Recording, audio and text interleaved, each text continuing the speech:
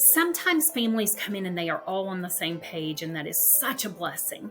And then there are other times where families come at things from different viewpoints. And so you may have siblings who see things very differently and believe they're not defining great care or not defining the next chapter the same way.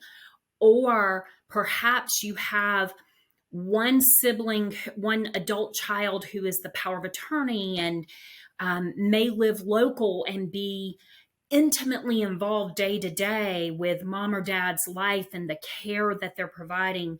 And then you have other siblings who may be out of town or for whatever reason may not be as involved.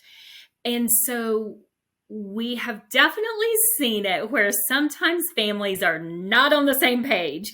And how do you help a family untangle that piece of the web? Because that can create some great challenges. Yes, it can be a very detrimental web right there. You have siblings or other people that are part of the family in the decision-making process. I will say it is imperative that everyone is on the same narrative, because the family member that you are hoping to move to senior living for a really good quality life, they're going to pick up on all these different thought process through every one of their loved ones.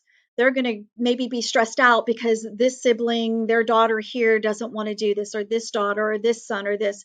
So what I do is I say, okay, when I hear people say, okay, I'm the decision maker, however, mom always made the decisions, or mom needs to make this decision.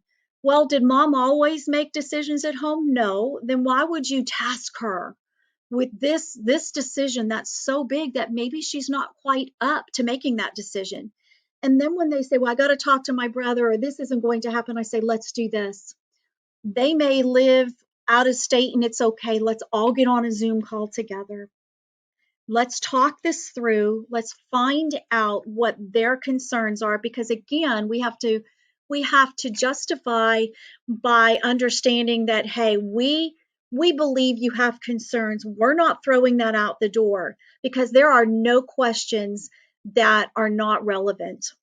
Let's find out what the issue is for those family members. And when you can untangle those issues, and that's what it is issues. There's some reason why another sibling or a loved one does not want the loved one to move. There's a reason. You got to find out what that reason is, and then you got to tackle it. You've got to then kind of, not on screen, but talk about these bullet points. What about this compared to this? And then you bring everybody together, and then you talk about what is that narrative. You want them to be excited. Hey, mom. Hey, dad, look where you're going to be going. How awesome is this?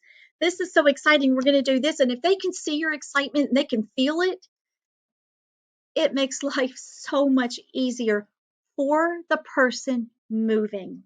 We have to sometimes take our emotions and say, okay, this is the right decision. Now I've got to make sure mom sees that I'm okay with it.